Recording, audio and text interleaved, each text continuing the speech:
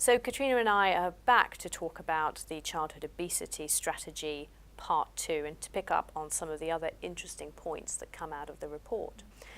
But I think the sugar reformulation, I mean, it's not just limited to food manufacturers. I mean, it applies also to the eating out sector as well. Yes. And you know, now the encouragement there for those businesses also to monitor their sugar content.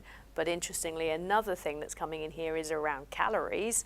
And of course, the suggestion that actually calories should start to become a feature on restaurant menus or at takeouts or wherever it should be. I think people would be quite surprised sometimes to know how many calories there are. They would be very surprised. Yes, and I think that it would have quite a psychological effect on people seeing that information out there. So for that sector, I mean, obviously the burden of having to go through the process of publicising, changing menus, changing store displays or whatever it is to actually provide that information to consumers.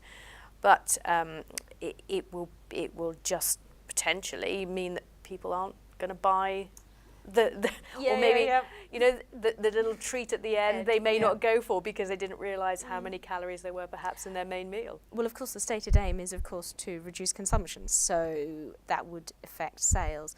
I think the other thing that will be interesting is we've seen a real trend in the restaurant sphere to have menus changing much more often. The idea of seasonality, the idea that actually we have shorter menus that change a lot. But if you've suddenly got a regulatory burden that you've got to express the calories on your menu every single time you redo it, that's going to be a challenge to that kind of business model that tries to move very fast and keep things very seasonal and varied. So we may see a bit of a regression, assuming this goes ahead, because it is only a consultation, but a bit of a regression back to sort of menus which are a bit more standardised and a bit more consistent over time. Yeah, and possibly some more justification as to why there are extra calories in those things. I mean, Yeah, that too. You may well find that there's a bit more information either about sourcing or why it's beneficial for that particular dish to have whatever it may have in it that's high in calories. Interesting.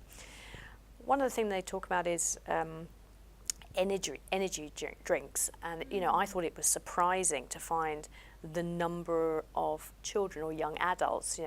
70% of 10 to 17-year-olds are drinking energy drinks on a regular basis, and that's quite astonishing.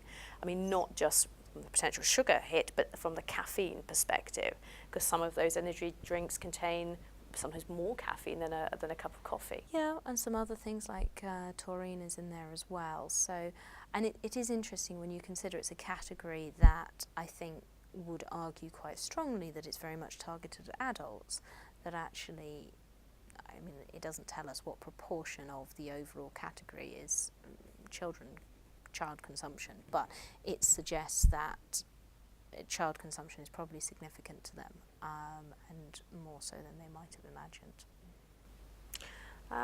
Finally, one last thing I think for retailers, isn't it? We haven't.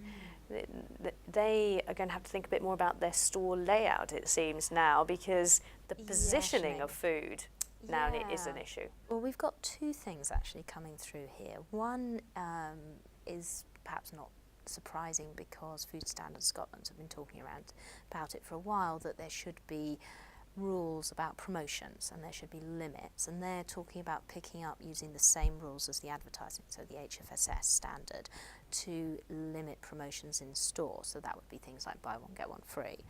I mean, that would be very significant but is not surprising. The thing that's a little bit more surprising is that there's a suggestion that perhaps we should have rules about placement of things in store. So what they're trying to do is to say that actually things that are HFSS, so that'll be your crisps, your chocolate, should actually only be in those aisles. You shouldn't have them on, say, the gondola ends at the end of an aisle. You shouldn't have them at the checkout where kids might see them and such like. And that would be quite a new departure, the idea that we're going to legislate on position in store. And it really would encourage manufacturers as far as possible to formulate their products in a way that they are not HFSS in the first place. So it could have an interesting effect from that point of view. Of course, that impacts everybody. That's not just children. You know, Yes. even the This adults is who what- stand there and are tempted to Yeah, buy yeah, the bars yeah. of chocolate at the Chocolate, yes. checkout, you know, Yeah. you're not going to be so tempted.